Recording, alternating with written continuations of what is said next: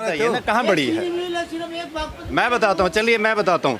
देखिए ये भाई साहब को इनको समस्या है कि बेरोजगारी बढ़ी है। कहाँ बेरोजगारी बढ़ी है? मैं बताता हूँ ना कैसे। एक मिनट, नागपुर में रहता हूँ। कुल मिला के देखिए पिछले 3 साल में, अभी मैं कुछ दिन पहले ही एक ये डेटा देख रहा था, 3 साल पहले, पिछले 3 साल का मैं डेटा देख रहा था, कितना होता है, कितनी जीरो जाना है हमें नहीं पता। मतलब इकाई। सुनिए सुनिए, ये इंग्लिश नहीं जानते हम। अच्छा जाना है मैं बताता हूँ। अच्छा सुनो, 3 ट्रिलियन में जीरो कितनी होती है मैं बताता हूँ। ये अभी का डेटा है जिसमें 3 ट्रिलियन का इन्वेस्टमेंट यूपी में आया है। 3 ट्रिलियन में देखिए आज लो या कोई पैसा कहीं लगे आगे, मुझे तो बता दो कहीं लग रहा आगे। सुनो तो वो पेड़ में थोड़ा ना लगेगा, तो कहाँ लगेगा? वो फैक्ट्री में लगेगा, बैंक कहाँ लग रहा है तो बता दो, वहाँ लग गया। अब ये तुम यहाँ पर अगर सब्जी बेचकर, राकेश टिकट की बात ना करो, बात है किसान की उसकी। तुम यहाँ पर सब्जी बेचकर अगर गिनोगे तो तुम्हें नहीं पता लगेगा, आपको डेटा देखना पड़ेगा। वो 3 ट्रिलियन का जो है पिछले 3 साल में इन्वेस्टमेंट आई है। वो क्यों इन्वेस्टमेंट आई है? क्योंकि यूपी में लॉ एंड ऑर्डर जो है पहले से बेटर हुआ है। पिछले जब से योगी जी आए हैं अब तक 5100 समथिंग के करीब इनकाउंटर हुए हैं। वो इनकाउंटर जो है किसी भी, आपका इनकाउंटर तो नहीं हुआ, आप तो अपने काम धंधे में लगे हुए हैं। हाँ, नहीं होगा तो यानी कि इनकाउंटर उनका होगा जो बदमाश होगा। हाँ, तो 5000 मारेंगे उसे। भाई साहब 5100 से ज्यादा लोगों का इनकाउंटर हुआ है। एनकाउंटर उनके होंगे जो बदमाश हैं। हाँ बिल्कुल, तो यानी कि बदमाशों के इनकाउंटर हुए। कहाँ मरे हैं बदमाश? कहाँ मरे हैं बताओ ना। अरे तख्ती टांग करके भाई साहब, वो तख्ती टांग के थानों में जा रहे हैं। वही तो हम पूछ रहे हैं यार, अब कहाँ लगे हैं पैसा? अब आप आपसे अरे तो पेड़ में नहीं लगेगा भैया, वो फैक्ट्री में लगेगा पैसा। 5100 लाश तुम्हें वेरीफाई करवाएंगे। अरे रुको इधर देख भाई, 5100 लाश तुमसे वेरीफाई करवाएंगे भाई। अरे हेलो भैया, रखिए तुमने अपने पैसे की दारू भी रखी है ना। कोई बात नहीं, बोलना उनका अधिकार है। अरे इधर देख भाई, वो दारू बात, इधर देखो, पढ़े लिखे हो, मैं गुंठा ठेक हूँ। देखो ना, पेपर भरोसा करते हो, पेपर में जो लिखा सही रहता है। जो पढ़ा लिखूंगा वही सरकार अगर, अरे भाई तो तूने जब लिखा है, सरकार ये बोल रही है कि 5100 लोगों की, 5100 लोगों को गुंडों को मारा गया, तो ये बात मानोगे नहीं मानोगे? नहीं मानोगे? सरकार की बात नहीं मानते हो, संविधान की बात नहीं मानते हो। 5100 में कितने? अरे भाई ये पी क्या, नए सरकार मानेगा, नए संविधान मानेगा, नए डेटा मानेगा, नए पेपर मानेगा, ये टिकैत को मानेगा। टिकैत बोलेगा वही मानेगा। ये ऐसे ही लोग हैं मैडम, जो भी बताया जा रहा था। मेरी बात सुनिए, 300 रुपए में मतलब लेबर इकट्ठी कर रखी है यार, ये हमारी आंखों के देख सामने है। अरे ये दारू पिया हुआ है। और ये भी शराब पी रखी है इसने भी। नहीं झगड़ा मत करना। देखिए ये सही बोल रहा है, इन्होंने सही बोला कि समझे? 300 रुपए की झाड़ी, 500 रुपए, ये 1500 रुपए का दिहाड़ी लेके ये कर रहा है। यार ये भी 500 रुपए की झाड़ी पे, मतलब ये भी आया हो, ऐसे ही लोग आए हुए हैं यहाँ पे। तो यहाँ जो भी लोग हैं वो सारे लोग इसी तरीका के हैं, दारू पीना और इनका काम है आस पास सोसाइटी में घूमना, गंदे कमेंट करना, ये इनका काम है, समझे? और इनकी कोई ऐसी बात नहीं है, ना ही हमें इनसे आपत्ति है। आपत्ति केवल इस बात से है कि हमारा रोड जाम बिल्कुल ब्लॉक है, आने जाने वालों को बहुत बड़ी समस्या है और भविष्य में भी यही समस्या हमारे सामने दिख रही है अभी। क्यों जी? तो मैडम मैं उस पॉइंट के ऊपर आ रहा था कि यूपी में पिछले 3 साल का मैं डेटा देख रहा था। अभी कुछ दिन पहले मैं रिपोर्ट पढ़ रहा था, उसमें लगभग 3 ट्रिलियन का इन्वेस्टमेंट यूपी में हुआ है। यानी कि वो 3 ट्रिलियन का इन्वेस्टमेंट हुआ, कहीं ना कहीं वो रोजगार तो जनरेट करेगा। वो ऐसा तो नहीं है कि कहीं पर भी जाकर किसी बैंक में जमा हो गया और उसका कोई रोजगार नहीं डेवलप हो रहा है। तो वो रोजगार, इतना इन्वेस्टमेंट हुआ है तो उसका इम्पैक्ट जो ना धीरे धीरे दिखाई देगा। जब प्रोडक्शन चालू होगा, वो मटेरियल आगे निकलेगा। आज वो इन्वेस्टमेंट आया है, यानी कि वो फैक्ट्रियाँ खड़ी हो रही हैं। आप देखिए कि जब 2014 में मोदी सरकार आई थी तो भारत में मैन्युफैक्चरिंग का क्या हालत था। मोदी जी ने एक एजेंडा लिया, मेक इन इंडिया। आज मेक इन इंडिया का एक ऐसा है कि आप ये देखिए कि गवर्नमेंट में कोई भी परचेज होती है उसमें मेक इन इंडिया का कंडीशन है कि अगर वो प्रोडक्ट मेक इन इंडिया है तो वो भारत सरकार का कोई भी डिपार्टमेंट या राज्य की सरकार है वो उसको खरीदेंगी, नहीं तो नहीं खरीद सकती हैं। उसका इम्पैक्ट देखिए। जो सरकार के डिपार्टमेंट थे जो बाहर से खरीदते थे, वो मेजरली क्या होता था, या तो चाइना से उसमें प्रोडक्ट आता था, या जापान का होता है, या दूसरी कंट्रीज़ का था। भारत में मैन्युफैक्चरर को वो सपोर्ट नहीं मिलती थी। अब इसके चलते जो है, क्योंकि मैं भी एक बिजनेसमैन हूँ, मेरा भी अपना मेजरली गवर्नमेंट में इसमें कॉन्ट्रैक्ट्स होते हैं। इनिशियली हम क्या थे कि बड़ी कंपनियाँ जो बाहर की फॉरेन कंपनी थी, उनके साथ क्योंकि प्रोडक्ट अच्छा था, बिकता, तो हम बेचते थे। आज लेकिन अब हमें भी स्ट्रैटेजी चेंज करनी पड़ी है। रीज़न कि मेक इन इंडिया का उसमें क्लॉज आ गया है। मेक इन इंडिया के बिना जो है वो प्रोडक्ट भारत सरकार में नहीं बेचा जा सकता है। उसका इम्पैक्ट ये हुआ कि एक हमारी ही जिसमें टेलीकॉम की कंपनी है, मैं एक प्रैक्टिकल एग्जांपल आपको बताता हूँ। उनका जो टर्नओवर जो था 2014 में जब मैंने देखा था सिर्फ 26 करोड़ था। आज 2021 आते आते उनका जो है टर्नओवर जो है 125 करोड़ क्रॉस कर गया है। रीज़न क्या था? मेक इन इंडिया का उसका इम्पैक्ट रहा है जो मोदी सरकार ने इसको किया है। तीसरा, मैं एक बहुत प्रैक्टिकल जो मैं अपने पर्सनल एक्सपीरियंस आपको मैं शेयर करना चाहता हूँ। यहाँ से कहीं पर भी हम अगर आगे यूपी में कहीं भी किसी जगह जाते थे, गाड़ी खड़ी करते थे तो गाड़ी में हम डबल लॉक लगा के जाते थे कि गाड़ी यार उठ ना जाए। आज वो डर से मन से ख़त्म हो गया है। गाड़ी हम कहीं पर भी जाते हैं चुपचाप अपना गाड़ी खड़ के, वो डर हमारे इसमें नहीं रहा है। लॉ एंड ऑर्डर पहले से बेटर हुई है। जनता ये देख करके, पब्लिक हमें देख देख के बड़ी खुशी होती है। जो पहले एक जो लॉलेसनेस थी कि कोई भी आकर जो ना धमका के चला जाता था, चेन स्नैचिंग होती थी। चेन स्नैचिंग ऐसे नहीं कि ख़त्म हो गया, आज की डेट में भी वो हो रही है। लेकिन आप देखेंगे कि यहाँ से बहुत सारे जो गुंडे हैं, बदमाश हैं, वो कहाँ शिफ्ट हो गए? दिल्ली में, क्योंकि दिल्ली पुलिस में भी मेरा बिजनेस है। वहाँ पर उनके एनालिसिस जब होते हैं तो उसमें पीछे एक डिस्कशन में यही अब बात आ रही थी कि ये यूपी का जो शिफ्ट हुआ है, ये बहुत सारे लोग जो है दिल्ली की तरफ भागे हैं, जो अब दिल्ली में वारदातें कर रहे हैं, यूपी में नहीं कर रहे हैं। क्योंकि यूपी में पिछले जब से योगी जी आए हैं उसके बाद लगभग 5100 समथिंग एनकाउंटर हुए हैं और 100 से ज़्यादा उसमें जो है इससे अपराधी मारे गए हैं। तो अपराधियों के मन में डर है, वो इस डर के चलते जो है अब ऐसी अपराध की घटनाएं करने से घबराते हैं। तीसरा, अगर स्टेट में किसी भी राज्य में अगर लॉ एंड ऑर्डर की व्यवस्था अगर अच्छी होगी तो हमें तो काम करना है। हम अपना जो भी है, दुकान वाला है, अपना कोई रिक्शा चलाता है, अपना व्यवसाय करता है, कोई भी काम करता है, अगर उसको मालूम है, उसको कोई डर नहीं है तो खुल के काम करेगा। सरकार आके किसी के घर में राशन नहीं देगी, एक्सेप्ट जो है कुछ एक पीछे परिस्थितियाँ आई थी जिसमें सरकार ने राशन इस तरह से बांटा था। तीसरा, एक विशेषकर वर्ग है जो मुस्लिम वर्ग है, जो कहते हैं कि खास करके सबसे ज़्यादा देखा जाएगा वो बीजेपी का या इसका योगी जी का विरोध करता है। लेकिन उस मुस्लिम समाज के लोगों को भी देखने की ज़रूरत है, उनको ये समझने की ज़रूरत है क्या उनके मौलवियों ने और उनके नेताओं ने उनके साथ न्याय किया है? आज तक उन्होंने न्याय नहीं किया है।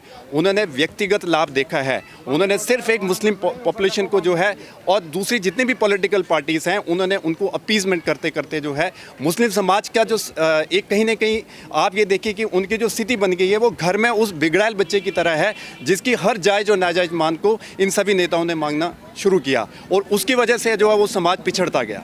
वो इस समाज में जो एक प्रगति हो रही है, एक डेवलपमेंट हो रही है, उसका हिस्सा नहीं बन पा रहा है। आज भी उनकी सोच का हिस्सा वो छोटा सा एक दायरे में, कहते एक छोटी सी विंडो, वहीं से वो देखकर जो है अपने निर्णय लेते हैं कि मौलवी ने क्या बोला या उनके नेताओं ने क्या बोला, उसके अनुसार वो अपना जो है वोटिंग कर रहे हैं। उनको ये देखने की ज़रूरत है कि क्या ये सारी नीतियों के चलते मुस्लिम समाज का भला हुआ है? नहीं हुआ है। भारत का सबसे बड़ा एक माइनॉरिटी जो वर्ग है वो मुस्लिम समाज है। क्या उसी को समस्या है? क्यों समस्या है? मेरा ये मानना है कि उनका ये समस्या का कारण उनके धर्मगुरु, उनके नेता हैं। भारत में पूरे विश्व का कोई भी ऐसा धर्म या संप्रदाय नहीं है जो कि भारत में नहीं है। पारसी, जो कि मुझे लगता है कि लेस देन 0.5% हैं, आज भारत में फ्लोरिश कर रहे हैं। बड़ा सबसे बड़े बिजनेस जो है हाउसेस हैं वो पारसी हैं। आप देखिए सिख समाज हमारा कितना बड़ी मुश्किल से 2% का सिख समाज है। जैन समाज लेस देन 1% है, लेकिन सबसे ज़्यादा कंट्रीब्यूशन जो जैन समाज का है जो देश की प्रगति में है। मुस्लिम समाज माइनॉरिटी के नाम पर सबसे बड़ा माइनॉरिटी है, लेकिन वो सबसे ज़्यादा पिछड़ा हुआ है। उसके पीछे सबसे बड़ा कारण है उनके धार्मिक गुरु और उनके नेता। उन लोगों ने कभी भी जो है उनको आगे बढ़ने के लिए जो प्रेरित नहीं किया। उनका वही एक दायरा है, छोटी सी विंडो है, वहीं से वो देखकर है कि ये इस्लाम विरोधी है, ये इस्लाम के साथ है, बस उसी के साथ है कि हमें वोट करना है, नहीं करना है, इसी के साथ चल रहे हैं। एक जैसे योगी जी ने यहाँ पर किया है, अपीजमेंट किसी का नहीं, अधिकार और उनको अपॉर्चुनिटी सबको इक्वल है, सिर्फ ये कि उनको उसमें से खरा उतरना है। बिल्कुल सही बात है। सर ने जितनी बातें बताई सारी फैक्टर के साथ बताई कि सरकार अच्छा काम कर रही है। सर ने पूरे फैक्टर के साथ बताया क्योंकि सर ने एनालिसिस करा है। प्राइवेट सेक्टर गवर्नमेंट सेक्टर से सर का पूरा लिंक रहा है। तो आप कितना देना चाहती हैं सरकार को? देखिए, देने के लिए तो देखिए, अगर जनरल हम इसमें हल्के में बोले तो 10 में से 11 मन करता है, लेकिन हाँ ठीक है, 10 में से 9 तो हम फिर भी देंगे। स्कोप इम्प्रूवमेंट का हमेशा रहता है, तो क्योंकि अभी कुछ चीज़ें हैं जो कि होनी है, कुछ अभी पहले से सफाई व्यवस्था हुई है, लेकिन कुछ अभी भी सरकारी जो अधिकारी हैं वो पूरी तरह से कंट्रोल में नहीं आए हैं। उनको अभी जो है पूरे की पूरी तरह इसमें लाना की ज़रूरत है। तो 10 में से 9 तो हम दे सकते हैं। चलिए ठीक है। सर आपका नाम? मेरा नाम रोहित है। रोहित है। हाँ। सर ये बताइए, पहले तो आप यूपी में किसकी सरकार देखना चाहते हैं? मैं यूपी में इस बार भी योगी जी की सरकार देखना चाहता हूँ। इस बार भी योगी जी की सरकार हाँ। देखना चाहते हैं? किसी विपक्षी की सरकार मतलब क्यों नहीं देखना चाहते हैं आप? विपक्षी की सरकार इसलिए देखना चाहता हूँ क्योंकि जब से मैं 18 साल का हुआ हूँ और जब से मैंने मतदान देना शुरू किया है, मैंने हमेशा लॉ एंड ऑर्डर और एजुकेशन को सबसे ऊपर देखा है। उसमें आपका मेडिकल सर्विसेज भी ऊपर होनी चाहिए। लॉ एंड ऑर्डर का जो इस समय सिचुएशन है ना, ये आज से पहले कभी भी नहीं थी। अब आज की डेट में ये है कि अगर हम लोकल इस लेवल पे बात करें तो कभी कभी बहुत सारे इंसिडेंट हैं कि जो लोकल पुलिस वाले हैं वो भी आके आपका हालचाल पूछ लेते हैं। मेरे साथ कई बार सुबह के समय में ये हुआ है कि लोकल पुलिस वाले भी पूछ लेते हैं हालचाल, वो भी आपसे आके हाथ मिला लेते हैं, आपका हालचाल पूछ लेते हैं। तो वो एक बहुत बड़ा चेंज है। दिखने के लिए बहुत छोटी सी चीज़ है पर एक बहुत बड़ा चेंज है। वरना पुलिस कभी भी किसी आम आदमी से ऐसे डायरेक्टली आके हाथ मिलाना, नमस्ते, ये उनके एटीट्यूड में नहीं होता। तो लॉ एंड ऑर्डर सबसे ऊपर है। अगर मैं एक मध्यम वर्गीय आदमी हूँ, मैं सुबह नौकरी करने जाता हूँ, तो मैं चाहता हूँ कि मैं शाम को अपने घर ठीक टाइम से लौटूँ और जितना मैंने पैसा कमाया है वो पैसा मेरे घर पहुँचे। ऐसा ना हो कि रास्ते में मुझसे छीन ले या कोई चोरी कर ले या कोई डकैती करे या कोई मेरी पॉकेट मारे। तो ये चीज़ें हैं। तो इसीलिए लॉ एंड ऑर्डर के बेसिस पे मैं उनको इस बार भी वोट देना चाहूँगा। बाकी तो कमाना खाना तो मुझे है ही है, वो तो मैं कर लूँगा। तो आपका मानना है कि क्रिमिनल्स कम हो गए हैं यहाँ पे? ठीक है, बिल्कुल सही बात है। तो विपक्षी दल ऐसा बोल रहे हैं कि सपा बोल रही है हम 350 सीटों पे अपनी जीत हासिल करेंगे और इस बार यूपी में से सत्ता हटा देंगे बीजेपी की। तो क्या लगता है आपको, क्या हटा पाएगी वो? मुझे नहीं लगता हटा पाएंगे, क्योंकि प्रेजेंट गवर्नमेंट का, योगी जी की गवर्नमेंट का काम दिख रहा है।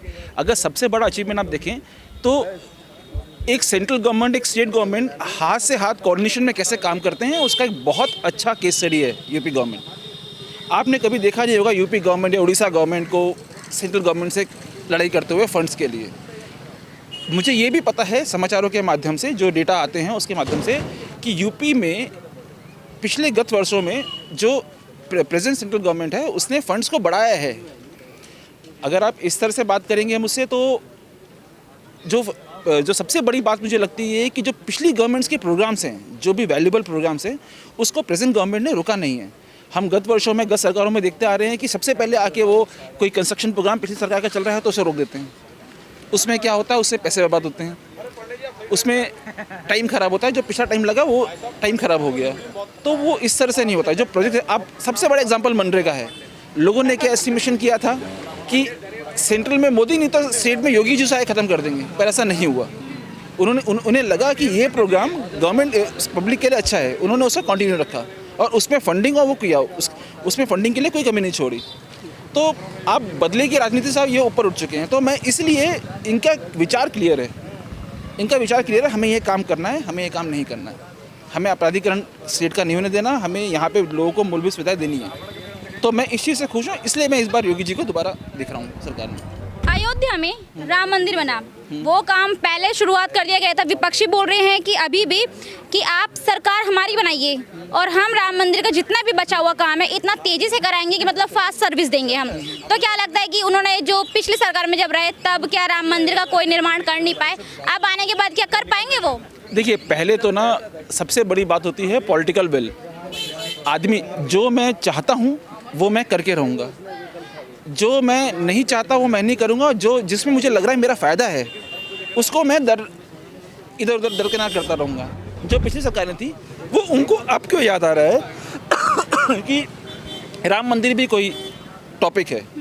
जहाँ तक मुझे याद है, जब मैंने स्कूल पास आउट किया था, कॉलेज पास आउट हुआ था, तो एक अशोक सिंघल साहब थे और ये सब राम मंदिर का आंदोलन लेके चले थे। तो उस समय मुलायम सिंह यादव कहाँ थे, उस समय लालू प्रसाद यादव कहाँ थे, उस समय बहन मायावती कहाँ थी?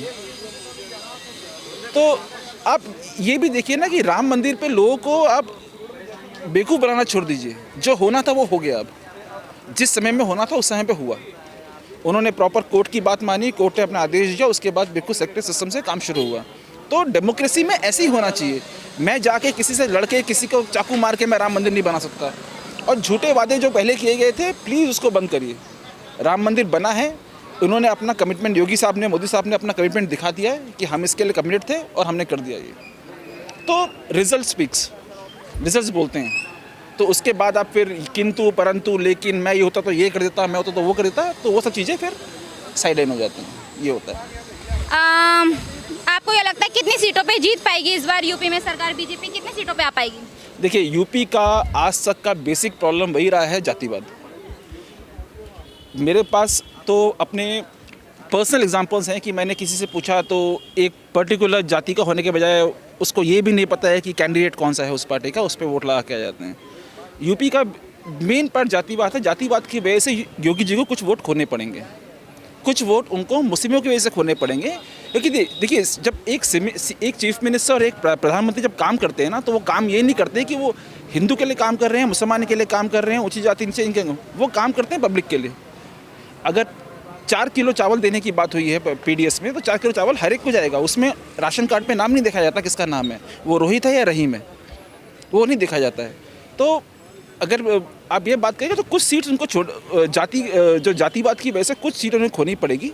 पर मैं ये एक्सपेक्ट करता हूँ कि अब लोग समझदार हो गए हैं, अब लोग समझदार हो गए हैं, वो पार्टी पॉलिटिक्स से ऊपर उठ गए हैं, वो जो काम कर रहा है उनके लिए उसको वोट देते हैं। तो हमें इसके लिए देखना पड़ेगा उनके लोकल लेवल पे एमएलए कितने काम कर रहे हैं। मैं आपको ये बात भी माननी पड़ेगी कि सारे एमएलएज ही बहुत ईमानदारी से काम नहीं कर रहे, तो वहाँ पे उनको जरूर 4-5 सीटें खोनी पड़ेंगी। तो मैं ये मान के चल रहा हूँ बहुमत तो निश्चित है, बहुमत तो निश्चित है।